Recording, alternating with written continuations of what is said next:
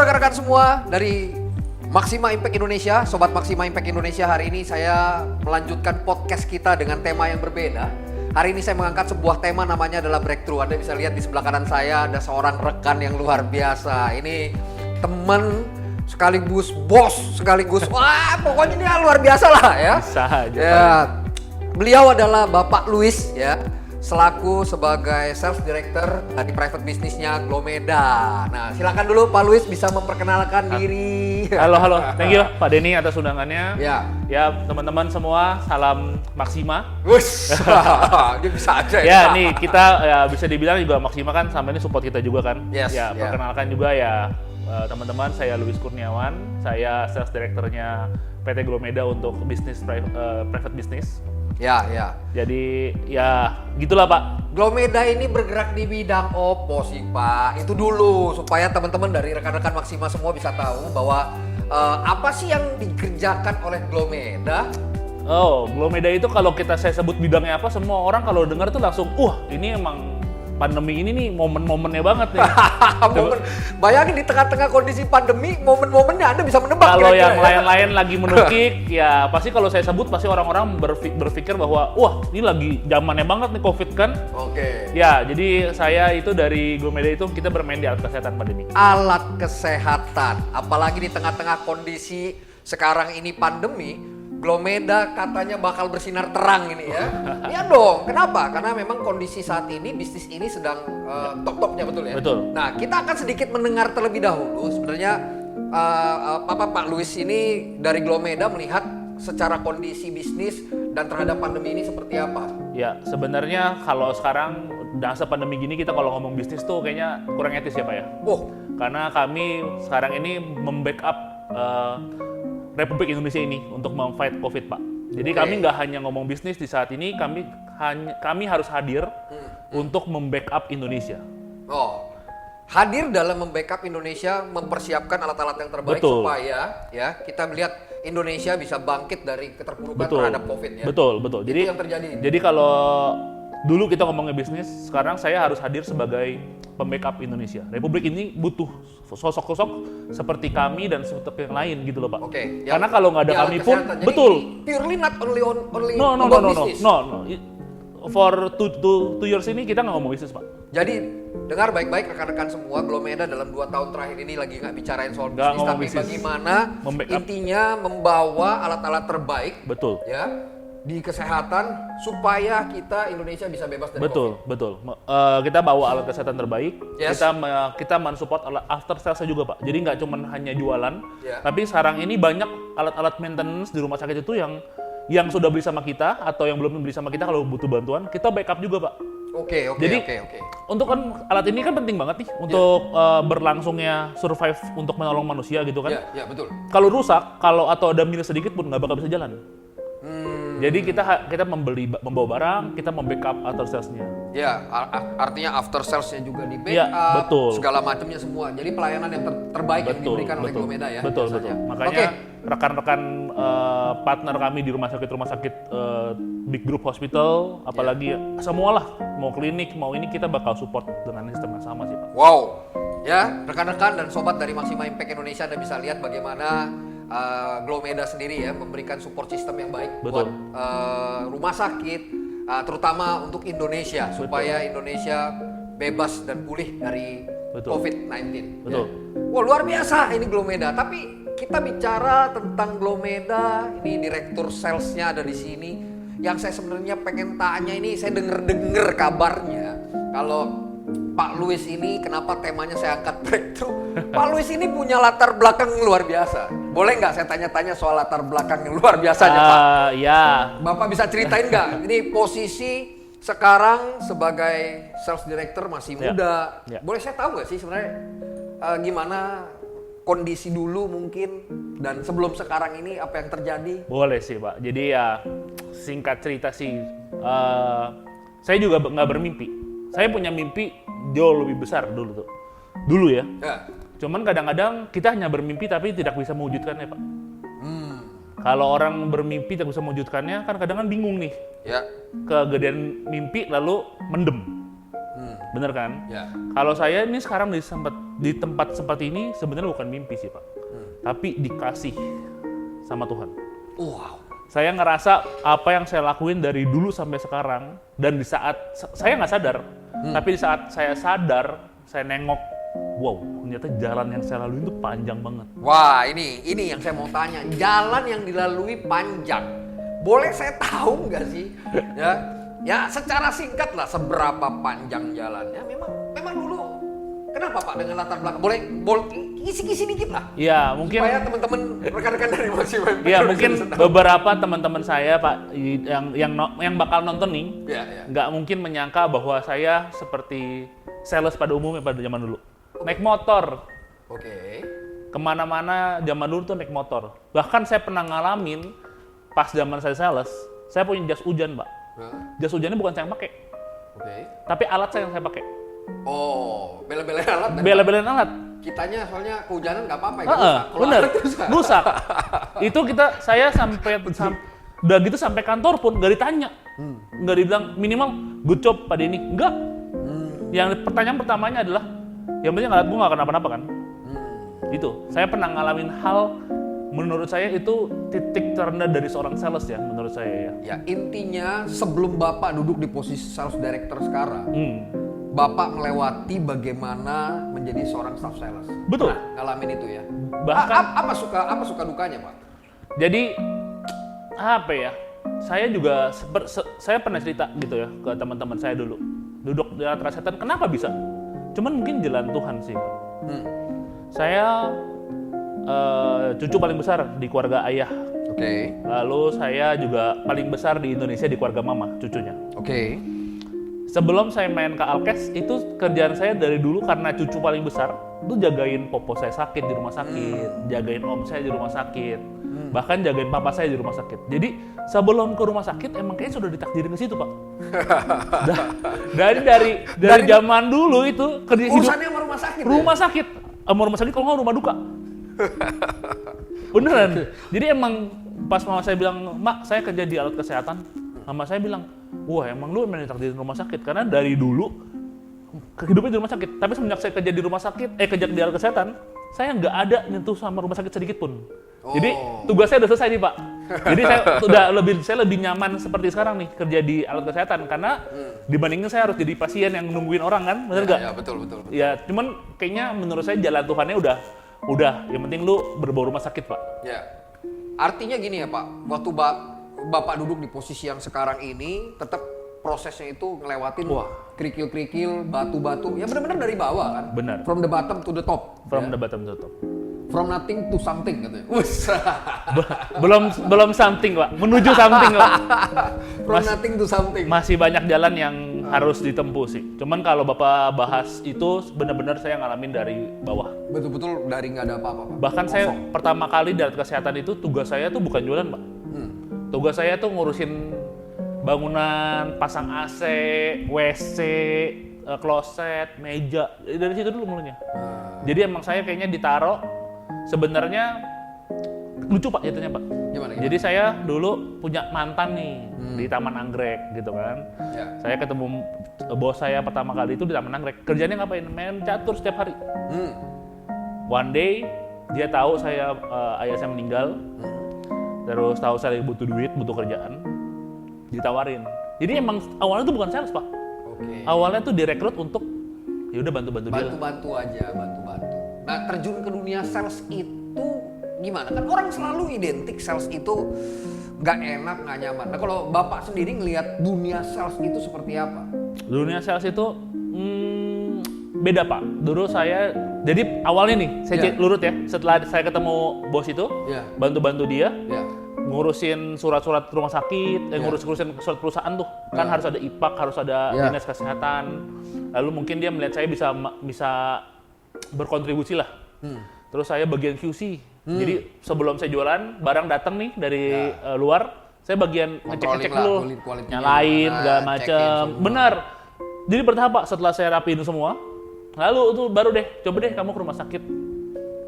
Baru Pak, baru dari situ, dari kuasain produk dulu. Nah bagusnya mungkin karena saya dulu kerjaannya tukang ngecek-ngecek alat, kan tahu tuh kelebihan alat ini tuh apa segala macam. nggak ada yang training loh Pak. Ya, ya.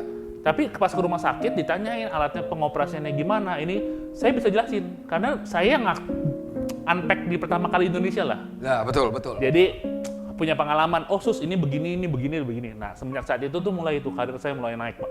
Oh, jadi benar-benar dari awal ya. Malah kalau bisa dibilang cuma bantu-bantu sampai QC-in barang datang sampai sekarang gitu loh. Soalnya kan orang kalau bilang sales itu identik karena padahal menurut sales itu kan sales gitu loh ya. Pak, saya itu gaji UMR dulu saya ingat banget UMR-nya Indonesia Jakarta itu 2.307.000. Gaji saya 1,1 Pak. Dulu 1,1. Kalau sekarang mah kayaknya. Kan kita ngomong dulu nih Pak. Kalau sekarang kayaknya, aduh, saya ngeri, lihat jabatannya ngeri. Rekan-rekan semua. 1,1 Pak zaman dulu. Saya benar-benar ngerasain naik gaji itu meskipun kita udah merasa anak muda. Saya mulai kerja tuh di umur 19 jalan 20 Pak. Yes. Jadi 19-20 dari awal ya? Dari awal, jadi ngerasa dinaikin 100.000, zaman dulu pulsa mahal Pak. 100.000 tuh bisa buat telepon-telepon doang sama SMS kan nggak cukup kan? Ya. Nah sekarang saya mau coba mengambil satu kata yang tadi yang membuat Pak Luis ini bisa luar biasa, itu tekad Pak. Ya, ada tekad yang kuat, selalu ada jalan. Betul. Memang waktu Bapak punya tekad itu apakah semuanya berjalan dengan mulus atau banyak tantangan yang Bapak akan hadapi? Awalnya sih saya rasa nggak mulus Pak. Nggak ada yang mulus ya? Nggak. Saya nggak ngerasa bahwa tekad saya itu bisa membuat saya seperti ini. Oke. Tekad saya benar-benar murni untuk nggak nyusahin orang tua saya. Oke. Artinya ada sesuatu yang ingin Bapak achieve, ada sesuatu yang ingin Bapak capai dengan kuat. Betul.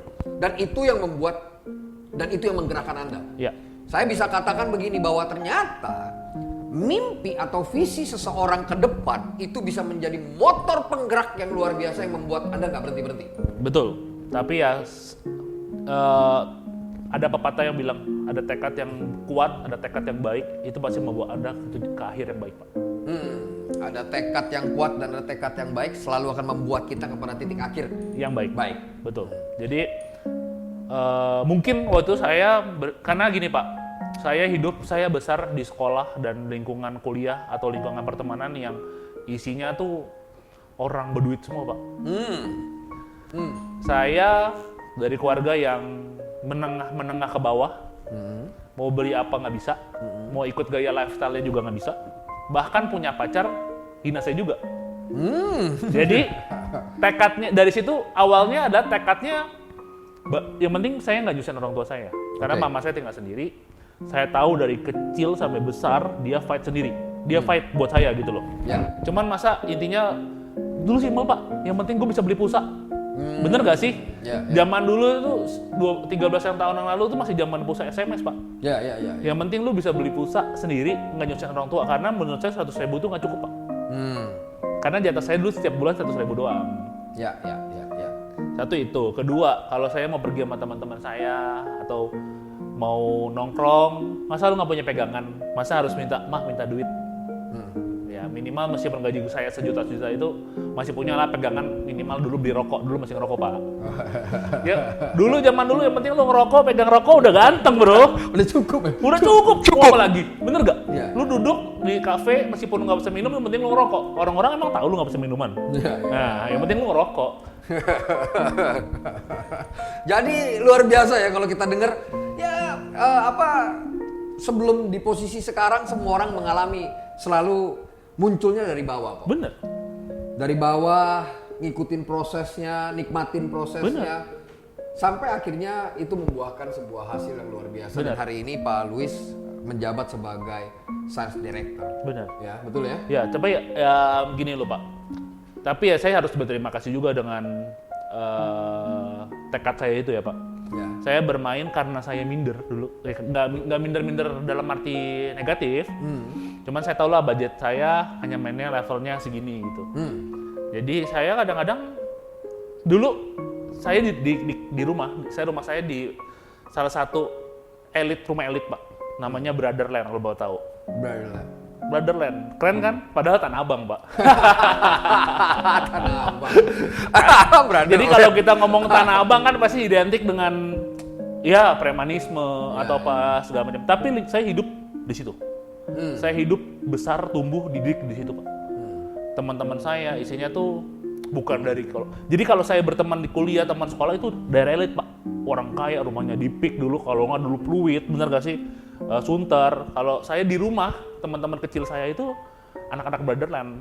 Jadi saya sering ngomong, ya kita komplek Brotherland. Dan satu-satunya orang Chinese yang di situ, yang nongkrong di situ, saya doang. Bener. Luar biasa. Jadi papa saya, dan hebatnya papa saya dari kecil nggak pernah larang saya untuk bergaul sama mereka. Saya berteman. Nah, satu-satu yang ngajarin saya adalah rokok. Kadang-kadang rokok itu kalau kita taruh di pertemanan kurang jauh, habis rokok masukin kantong, bener gak sih? Oh iya. Bener gak sih? Habis itu lo ada deh sindir-sindir, oh si Luis bukan rokok, dikantongin. Bener gak? Bener. Cuman karena pergaulan di Brotherland itu membuat saya bisa bergaul di rumah sakit, Pak. Di Brotherland, lu rokok, lu taruh, bagi siapa yang mau rokok lu ambil. Ya. Kita tinggal tunggu aja itekat baik tuh orang, rakus atau enggak, bener gak? Oke. Tapi kita nggak membatasi dia untuk nggak ngambil rokok kita. Ya. Itu ajaran pertama. Semenjak itu saya ke rumah sakit sama. Saya bermain karena saya bergaul dengan anak-anak geng Brotherland itu. Ke rumah sakit, kenapa ketemu teknisi, ketemu perawat yang tinggalnya mirip-mirip Brotherland. Jadi ya kurang lebih saya bisa berbaur di situ, Pak. Oke. Jadi pengalaman di masa lalu yang sangat luar biasa yang membawa Anda juga bisa sampai hari ini ya. Ngomongnya nggak jualan alat, Pak. Ngomongnya kita ngadu ayam, ngadu cupang, ngadu burung. Dulu belum ada zaman sekarang tuh yang apa namanya? Yang gantangan-gantangan. Nah. Dulu mah enggak, di rumah depan rumah gantung-gantung burung, bener gak sih? Betul. Teman-teman dipanggil, mana burung lu bawa, kita gantung-gantung. Ngobrol di situ, Pak. Baru setelah itu saya masuk ke bisnis service itu nggak jualan, tapi dari friendship. Sampai sekarang saya pegang namanya friendship. Kalau mereka sudah nyaman sama kita, ada barang apapun, ada kebutuhan apapun, mereka pasti kontak kita as a teman. As a friend? As a friend. Yes. Bro, barang gua rusak, lo ada ventilator nggak? Yes. Lalu setelah itu dibawa tuh, karena dia friendship-nya baik, dia mempromosikan kita mulut to mouth. Mouth to mouth? Betul. Jadi mouth to mouth marketing itu luar biasa. Betul. Jadi bukannya, wah kalau Pak Luis lihat gayanya kayak sekarang nih, Bapak kan kena saya rapi nih. Kalau saya zaman dulu, Pak, itu berjualan tuh gara-gara ikan cupang, Pak, beneran, Pak. Kita ngomongin cupang, kita ngomongin ayam, kita ngomongin namanya ya bakar-bakar, nongkrong-nongkrong. Yes. Kayak ada event kita datang. Dari situ kita dibawa mouth to mouth, dan karena dia juga orang berprestasi, balik lagi, Pak. Berteman sama orang-orang begitu bukan tandanya kita nggak berprestasi. Ya. Kita di rumah sakit karena dia misalnya teknisi atau perawat dipercaya sama dokter, sama manajemen rumah sakit. Ada loh, Pak, manajemen rumah sakit besar, mereka nggak percaya dokternya. Percaya teknisi? Bener, karena yang miara barangnya tiap hari dia. Iya. Nah, dari itu, ini ada si Luis nih. Koneksinya dipakai, Pak. Tapi ya saya nggak pernah minta. Karena kita sohib, hubungan berteman, friendship-nya yang dibawa, relationship-nya kebangun. Dibawa. Ini aja udah langkah, teman-teman, dari Maxima. Anda bisa melihat ya, bahwa ternyata keberhasilan Pak Luis sampai hari ini menjadi sales director itu ada beberapa langkah yang hari ini bisa saya langsung gambarkan. Kalau tadi Pak Luis bilang bahwa dia berhasil itu karena nggak hitung-hitungan, nomor satu. Itu nomor satu. Bicara soal rokok taruh di meja itu bicara kalau Anda ingin menjadi seorang sales yang berhasil.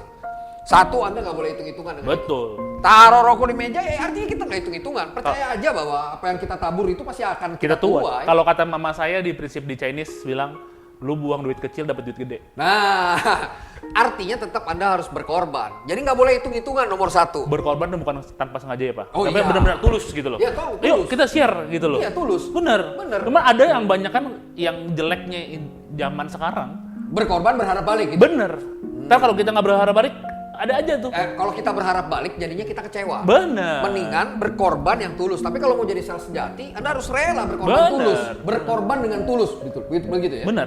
Dan wawasan, Pak. Yes. Kadang wawasan yang kampung-kampung itu membuat kita tuh jadi orang hebat. Bukannya wawasan yang, lu pernah ke Amerika? Lu pernah ke Disneyland nggak? Nggak berguna di dunia brotherland itu ya, karena Ya, kita di brotherland, di karena brotherland. kita hidupnya di brotherhood, bro. Yes. Nah, itu langkah pertama ya. Tadi langkah keduanya, saya melihat bahwa Anda harus bisa melihat Anda bergaul dengan siapa. Masuknya dengan cara itu kan. Benar. Anda ngobrol dengan bahasa orang itu. Benar. Mau jadi sales sejati, Anda nggak bisa pakai bahasa Anda. Anda harus lihat Anda berhadapan dengan siapa, masuklah dengan gaya orang itu seperti Betul. apa. Itu nomor 2 tuh, kalau saya betul, lihat langkahnya. Betul. Lalu yang ketiga, bicara tentang friendship. Artinya Anda membangun hubungan yang erat dan Loyalitas akrab, luar dan biasa. loyalitas yang luar biasa. Baru yang keempat, mouth to mouth marketing itu akan jalan. Benar. Kalau Anda sudah terbangun suasana yang seperti itu, nih 4 langkah ini, Anda akan mendapatkan mouth to mouth marketing ya. Benar. Wow, ini kan kita kan nggak bisa belajar kalau nggak dari Mr. Lewis, gitu? Saya diajari dari hidup, Pak. Kalau Bapak ketemu orang banyak yang belajar akademis. Yes. Saya belajar dari bagaimana hidup, Oh, life. life. Karena menurut saya lu banyak teori, nggak banyak praktek, percuma. Cuman kalau lu banyak praktek cuman nggak inget teori juga nggak bisa. Percuma. Nggak percuma, nggak bisa. Oh, nggak bisa. Karena Tetap harus teori penting ya, Pak ya. Bener, kenapa? Kita hidup di brotherhood di daerah luas yang seperti itu. Tapi kita harus ingat etika, Pak. Menghargai orang tua, menghargai senioritas. Senioritas nggak perlu dipaksain, cuman kita harus menghargai senioritas. Yes. Kadang-kadang itu yang dilupain sama anak-anak zaman sekarang, Pak. Nggak perlu nunjukin gua koko loh. Cuman karena dari etikanya bener, dia nggak usah lu ngomong koko, dia pasti inget, oh di koko lu nih. Oke. Ngerti kan, Pak? Paham. Nah, sekarang banyak yang anak-anak muda zaman sekarang, apalagi saya interview nih, anak-anak muda 2000 udah masuk nih, Pak. Ya. Mereka udah nggak kenal nama senioritas. Nggak tahu namanya etika ketemu orang yang lebih dewasa. Ya. Nggak tahu etikanya kalau makan yang tua ambil duluan. Bener kan? Ya, respect to others-nya jadi hilang. Hilang. Nah, di dunia kerja, nggak hanya di alat kesehatan saya rasa, itu penting banget, Pak. Respect to others is important ya. Teman-teman bisa dengar bahwa ternyata bicara menjadi seorang sales sejati, salah satunya adalah belajar menghargai orang lain. Benar. Belajar menghargai orang Benar. lain. Oke. Good. Mantap nih Pak Lus ini. Waduh, ilmunya banyak banget. Tapi sebentar. Saya denger nih, Pak. Bapak punya squad ya, bisnis squad Bapak kayaknya luar biasa. Ini denger kalau Glomeda bikin pameran ya, squad army-nya dia nih begitu muncul udah pada tahu nih, wah ini orang Glomeda nih. Boleh ceritain nggak tentang squad army-nya? Squad army-nya. Dulu jadi tahun 2000 ini berdiri tahun 2016, Pak. Oke. Jadi tahun 16 itu sebenarnya belum langsung bisnis squad. Ya. Namanya tim Suicide Squad. Suicide Squad. Karena zaman-zamannya Suicide Squad pertama keluar tuh. Iya. Paham aku. Lalu di bisnisnya sendiri, di swasta sendiri itu selama setahun hanya 1,9 M, Pak. Itu sangat jomplang dan dibandingkan tim e-katalog kan. Tim e-katalog saat itu udah menuju 70-80 M lah. Swastanya sendiri di 1,9. Jadi saya ini sebelumnya di Glomeda itu bukan sales, Pak. Saya di leader tim produk. Oke, leader tim produk. Leader tim produk. Sedikit gambaran kenapa perbedaannya tim produk dan sales adalah tim produk itu ibaratnya ngedidik orang pada nih. Saya punya gelas, ini keramiknya detail gitu loh. Ini keramiknya bla bla bla bla bla bla. Tapi kalau sales kan kayak toko kelontong. Buka, pasang, lu mau jual yang manapun kita nggak pusing, benar nggak? Ya. Nah, udah begitu aja 1,9 M. Lalu tiba-tiba pimpinan saya ngomong, Luis coba deh ambil beberapa orang kamu sama ambil orang beberapa tim e-katalog, ambil jadi pegang swasta. Karena dia sebelum di perusahaan saya sebelumnya, saya national manager juga, tapi untuk sales. Oke. Jadi saya pindah ke perusahaan ini jadi seorang leader produk. Cuman emang karena saat itu butuh bantuan, kan Suicide Squad dibuat karena itu, Pak. Jadi orang jagoannya udah pada habis nih, sibuk dengan yang lain, perlu satu jagoan untuk menyelamatkan dunia, diambil dari yang penjahat-penjahat gitu loh. Berarti penjahat. Bukan. Kalau ini bukannya penjahat-penjahat, berarti dari beberapa orang pilihan di Glomeda yang bisa saya ambil untuk bantu jualan. Tapi tugas akhirnya sama Pak, bunuh diri. Bunuh diri. Karena lu jualan bagus nggak diakuin, nggak jualan pun makin dapat cercaan. Ya. Tapi itu bulan Oktober, sampai bulan Desember ternyata tim saya tuh ngangkat kurang lebih 6 M-an, Pak. Wow. Jadi dari 109 jadi ke 6 M, jadi kurang lebih 8 M-an lah. Iya. Dia di umur 2 bulan. Itu juga karena loyalitas teman-teman saya, Pak.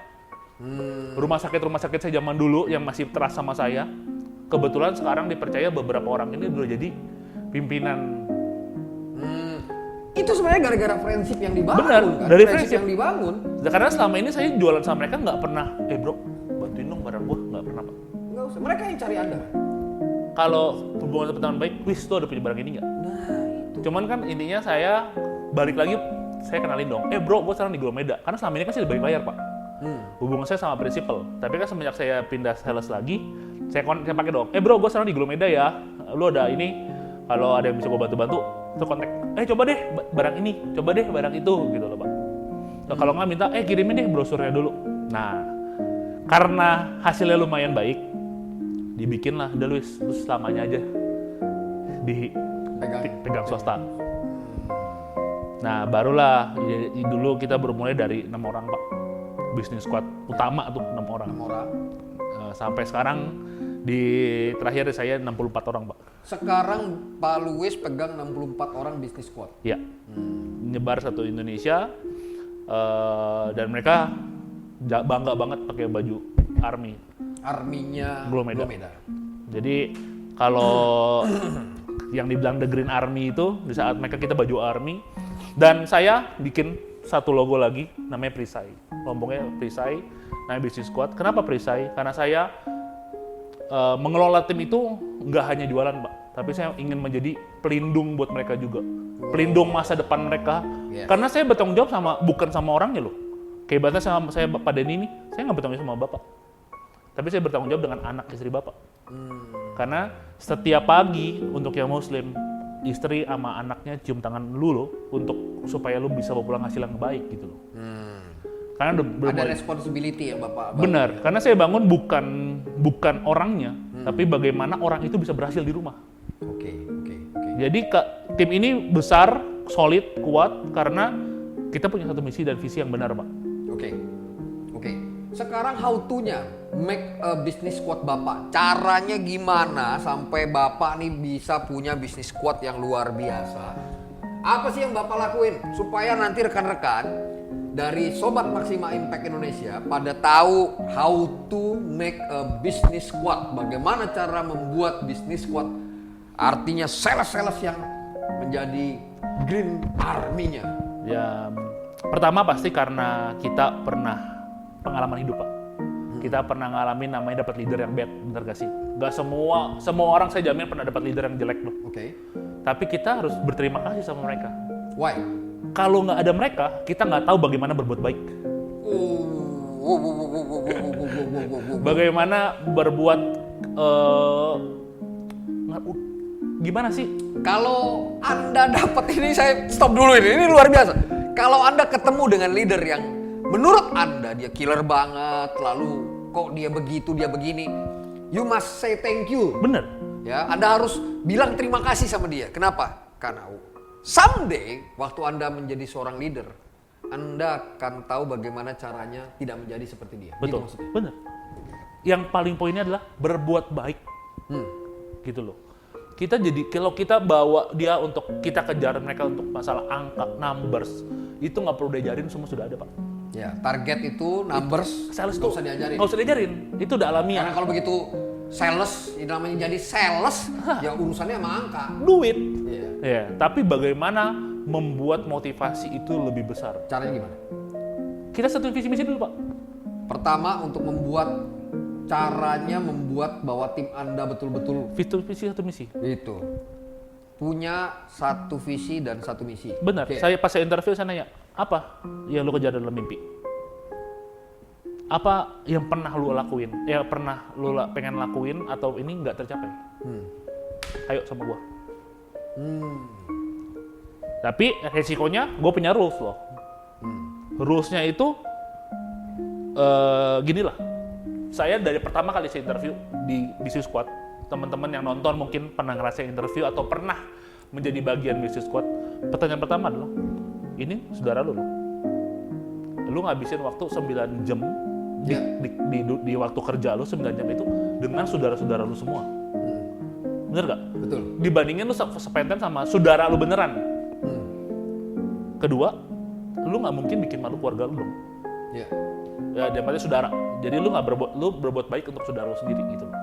Jangan lu coreng namanya. Karena nih keluarga yang terpandang kasarnya. Business Squad Glomeda sekarang sudah lumayan punya nama lah di dunia alat kesehatan. Alat kesehatan Business Squad ya. Nah, tapi ya itu feel untuk jadi Business Squad itu yang harus saya tanamkan. Bagaimana lu nggak bikin malu, bagaimana lu menjadi lu udah keren datang, tapi omongannya nggak berbobot, nggak punya kualitas, percuma. Lu bikin malu saudara lu. Nah, dari situ mulai diarahin Pak, bagaimana menjadi seorang keluarga yang solid, bagaimana menjadi apa sih nggak bikin malu? Bikin malu dari mana? Numbers penting, knowledge. Oke.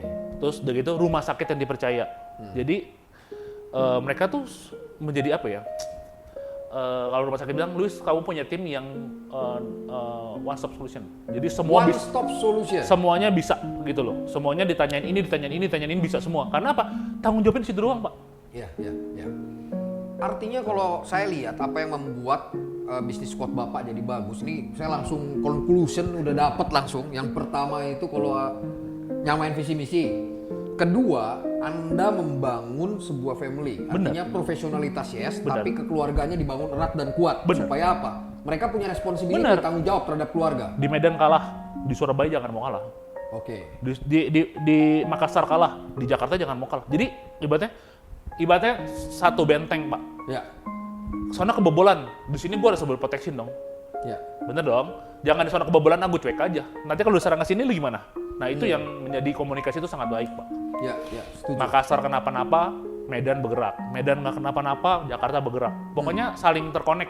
Artinya orang Bapak yang ketiga dilatih kan? Dilatih. Ya, dilatih kan? Dilatihnya bukannya itu kan masalah produk adalah tim bagian dilatih oleh produk. Ya. Tapi di saya dilatih bagaimana untuk menjadi Business Squad dalam arti mental. Mentalitas one stop solution ini yang kita harus bangun, betul? Benar. Ya? Mentalitas one stop solution artinya apa? Bahwa setiap kita harus punya mental, ya layanin orang dengan one stop solution. Benar. Kasih solusi yang terbaik. Benar. Jadi buat saya sales seperti bilang, kalau dibilang kerja 9 jam, saya enggak. Saya 24/7 kali 365. Ya, 24-hour working day. Iya, karena sales saya pernah Pak ngerasain Saya paham. nganterin barang, dulu barang saya disposable, nganterin barang jam 2:30 pagi. Yes. Untuk nyelamatin nyawa anak kecil. Pas saya datang dan alat itu terpasang dan dia hidup, itu senangnya tuh nggak main-main loh Pak. Paham. Senang. Artinya 24-hour working day. Senangnya tuh satu, senang sebagai manusia, lu menyelamatkan nyawa orang, meskipun gue bukan dokter, tapi gue bisa nyelamatin orang loh. Lalu kedua, hubungan sama dokter dan rumah sakit sangat erat sekali. Ya karena Anda diganggu 24 jam mungkin. Iya karena itu tujuan saya sebenarnya. Bagaimana berimpact untuk minimal bertanggung jawab dengan lu kerja di alat kesehatan, bro. Bukan kerja di apa yang namanya ya? Bahkan di pergudangannya 24 jam juga. Yes. Benar gak sih? Makanya apalagi di alat kesehatan gitu loh. Ini bagus banget. Ini bukan cuma sales di alat kesehatan, tapi Anda harus tahu sebagai seorang sales, Anda kerja 24 hours working day. Bener. Artinya sales itu siap tempur, ya nggak usah matiin handphone, kapanpun dibutuhkan dan kapanpun ini panggil kita ready. Siap. Iya betul. Kalau kita belum tidur, kalau udah tidur nggak bisa apa-apain. Bisa Pak. Bangun juga. Bangun. Itu setengah 3 pagi. Nggak, tergantung. Kalau lu digetar atau dia bunyi, kita pasti angkat telepon dong. Ya. Nggak ada orang gila yang telepon malam-malam. Zaman sekarang nih nggak ada di menurut saya nih. Ya. Jadi ya pasti orang penting, apalagi kalau malam. Jadi emang kalau bisa saya bantu, saya siapin barangnya. Kalau nggak bisa pun saya bilang, dok besok pagi ya tim saya datang. Tapi yang penting lu angkat telepon, itu juga kunci Pak. Yes. Angkat telepon, Ya. WA harus pakai lasin. Kita sebagai seorang sales nggak pakai lasin, nggak pakai tanda biru buat apa? Handphone kita itu menghasilkan uang Pak. Yes. Kalau namanya teoritis menghormati orang, lasin harus kelihatan. Kenapa? Kalau lu lihat lasin kebuka, berarti dokter itu lihat, oh, ini orang emang nggak sibuk. dia bisa baca berarti gue di nomor 2 kan. Tapi kalau emang dasarnya sibuk, lu jangan pegang handphone. Lu 3 jam, oh iya last jam 11 siang kok. Dia nggak wajar dong nggak balas lu. Gitu loh Pak. Itu etika menurut saya itu etika sales. Oh, Anda bisa lihat ya bagaimana dia menjadi sales yang berhasil karena begini. 24 jam siap melayani, lalu menghargai orang lain dengan sangat luar biasa. Wow. Aduh, hari ini kita senang banget kedatangan seorang Mr. Luis ya sebagai seorang sales director dari Glomeda. Saya suka sekali dan hari ini saya rasa rekan-rekan dan Sobat Maksima belajar banyak ya dari apa-apa yang dikerjakan dan dilakukan. Ya saya berharap apa yang hari ini kita bicarakan itu bisa bermanfaat ya karena Pak Luis sendiri memulai karirnya bukan dari top level. Bukan anak orang kaya. Yes, from the bottom ya proses until ya sekarang menjadi seorang sales director. Oke? Ya. Nah, saya rasa ada mungkin hal lain yang mau disampaikan buat rekan-rekan sobat dari Maksima Impact Indonesia. Mungkin buat saya pesannya untuk semua teman-teman adalah jangan sia-siakan waktu kalian. Don't wasting your time. Karena hidup cuma sekali. Kalau kita nggak meninggalkan warisan, mereka dapat support dari siapa lagi. Jadi bekerjalah maksimal, selalu bersyukur. Tinggali sesuatu warisan dalam arti bentuk ilmu, harta tentu. Kalau kita sudah ini kan harta mengikuti. Cuman jangan lupa warisin ilmunya Pak. Karena kalau ditinggal kabur ilmunya, wah sayang banget. Banyak orang-orang hebat di luar sana yang kita bisa ambil ilmunya kok Pak. Itu sih menurut saya.